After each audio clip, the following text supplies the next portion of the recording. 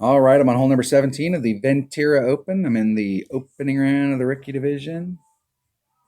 Playing my 77 account, so I got some upper developed clubs here. Already practiced in my odd account, so now I'm just trying to get her done. I'm doing the white line. I'm doing this with a QB. Hey. And I definitely want to bring a Kingmaker. I'm bringing a Kingmaker lookalike. I'm taking my number 2 bag. Accuracy with a QB. The whole thing about this drive, and I'm seeing a ton of people do this layup shot with an extra mile. And it's not that you can't get it done with an extra mile. It's just that you have no room for error. Like none. Like if you hit it perfect, you're in the fairway. If you don't hit it perfect, you're in the rough. And I'm not sure why more people aren't bringing out accurate clubs. There's a lot of players out there who do not move off of certain clubs. And like they have this impression with the QB, especially because the QB's been around since they started playing. It was pretty easy to get in level 4. And there's a lot of people that are like, it doesn't have the distance and stuff like you get in an extra mile. That's true. But on a shot like this, I'd rather have accuracy as opposed to distance. Because we're just laying it up. This isn't the important shot. The important shot's the next shot.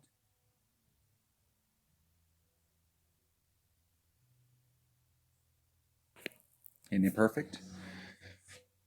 So why would I want to take any risks at all on this shot? I just want to get up there to the front so that I have a layup or I have a rough bump. And I was putting on about a ring and a quarter of topspin, and I'm putting on like a ring and a sliver now. A ring and a quarter was like right there. You make a slightly bad wind adjustment or catch that. There's a spot out there where it'll slide, and you catch that spot, and it'll roll off into that rough in the front. The good news is from there you can get on with a Nirvana and a Spitfire.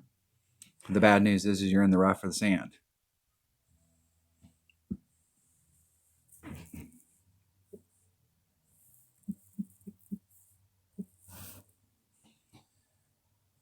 And I'm going to do a 5% wind adjustment.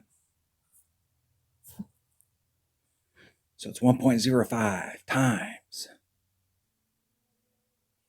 3.8. It's 4 rings. I want to be 2 rings off of that transitional surface.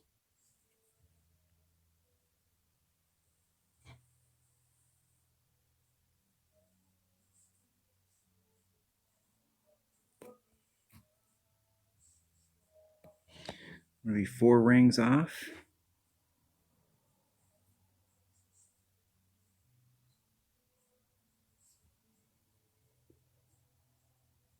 See if we can get it perfect.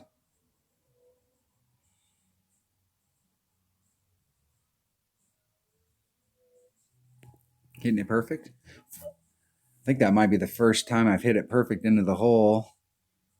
And I did that 5% pull, and I was doing a 10% pull, and it was like it was too much. And I went to 5, and I started the week off where I wasn't doing any adjustment at all. I wasn't doing any elevation adjustment, and I was off the cup.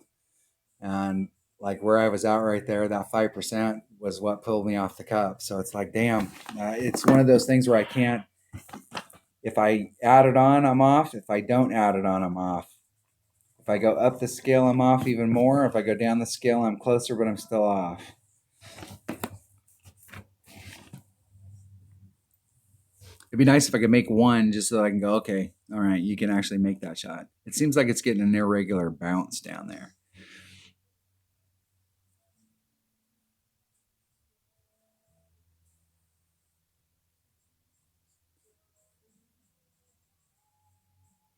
And what I could do is I'm 2 rings off. I could push forward a little bit more. But if you push forward a little bit more and you make a bad adjustment, I always like to leave myself a little bit of maneuverability room. I don't mind the shot. I think the shot's coming in good. It's just trying to get that adjustment to work out. I'm just going to go back to just a straight up adjustment and take the 5% off. Go back to where I was at the very beginning of the week.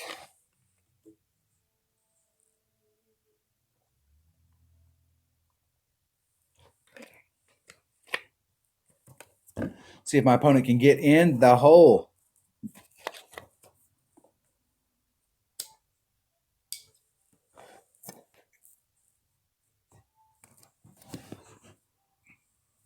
Smoking green.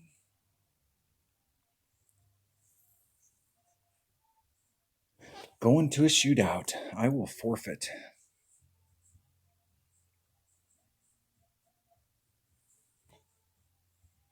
Save a little time. I start streaming. Start doing that stuff. I have to make these videos like 10 minutes long. I'll have to play all the shootouts just so I can make the individual videos 10 minutes long. The reason I do that, a lot of people I'm on the verge of starting to stream, but I do like doing these rounds where I break it up because people can come in and they may be looking for just one hole that they need help on, or just one hole they want to see some different shots on, or a year from now when a tournament comes out and they've got that hole in a tournament, I can go back to these tournaments and I can pull out holes to make playlists at the beginning of the week. Obviously, I like to use playlists where I actually get it in the hole, but that doesn't always work out. All right, that was hole number 7. We're finally breaking into the top 10 here. So we're on track. I do have an Albie shot on hole number 18. I almost got Albie on hole number 9. Go back and watch. If you haven't watched hole number 9 on this round, go back and watch hole number 9. That's the closest dunk that I've ever missed. I'm surprised that it didn't go off at a weird angle. It hit so close to the edge of the cup. All right, that was hole number 17 of the Ventura Open in the opening round of the rookie division. Thanks for watching.